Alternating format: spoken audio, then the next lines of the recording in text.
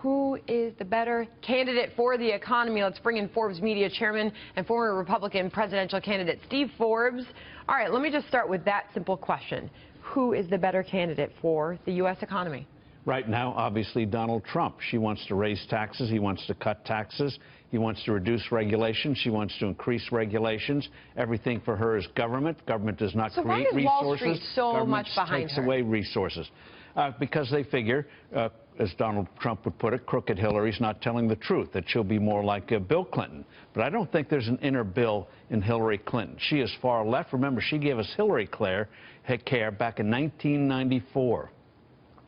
She wanted to nationalize health care back in 1994. So she's more hard left. I think Wall Street will be in for a very unpleasant surprise. They're not going to get a pragmatist. They're going to get a hard lefty. Interesting. So as far as the markets are concerned right now, have they been pricing in a victory for either candidate?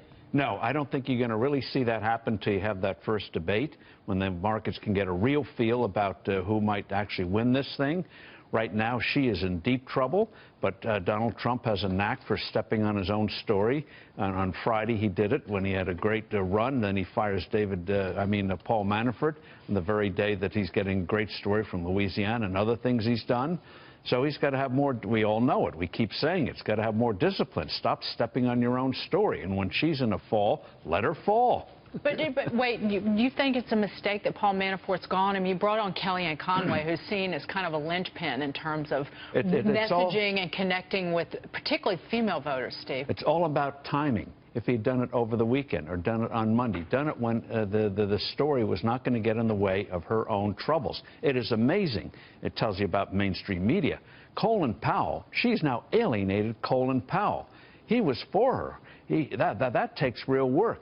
Louisiana. He goes into Louisiana. Then at a very time when he's getting some credit for that, he then lets Manafort go. So it's all about timing, not about the moves, but about timing. Look, Steve, so I mean, this NABE survey shows that the business economists are favoring Hillary here. You said it, she's not going to shift to the center here. How does Donald Trump win that crowd back? What's the credible plan here? You said cutting taxes.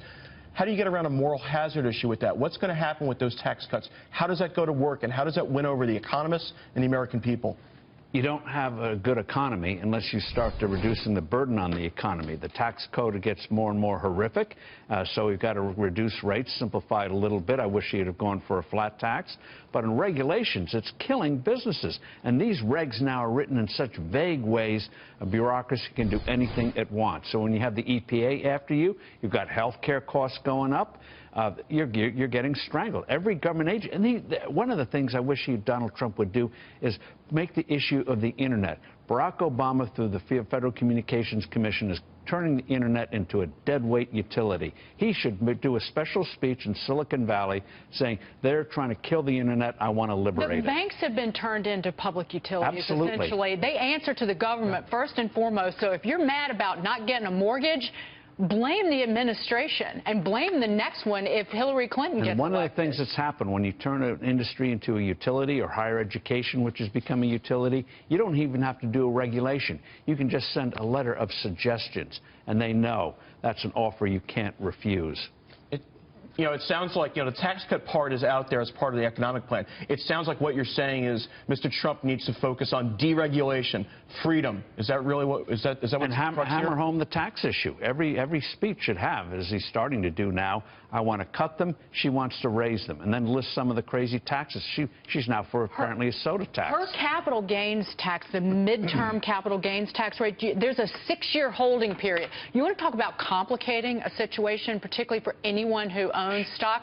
Those rates go back to Jimmy Carter era levels. Exactly, and that's where, when he goes to Silicon Valley, say, how many of you in venture capital can survive with a 45% capital gains tax rate, something we haven't seen for 40 years.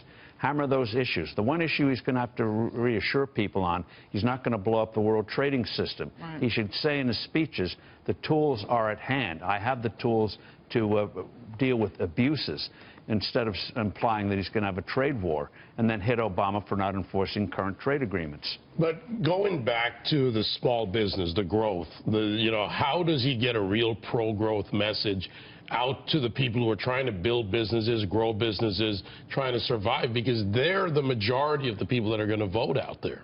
Yes, and that's where visuals count. There's a wonderful, you can find it on YouTube, of a woman who owns a franchise in Seattle, had to lay somebody off, and now she may go out of business because she can't survive that $15 minimum wage. She's a minority. Go to people like that and have them say, these things are killing us. Visuals will do it. Far more powerful than words. And we're going to have to leave it there, Steve, but quickly, just looking broadly at the markets, U.S. stock market, for example, we've got Fed coming up later this week. You bullish? No, I think until we get earnings growing again, which we haven't had for a year and a half, revenues growing again, more business investment, it's going to tread water. And that's where the market tries to anticipate the future. When the market gets a better feel of what lies ahead, you could see real big changes. All right, good stuff. Steve Forbes, thank you. Thank you.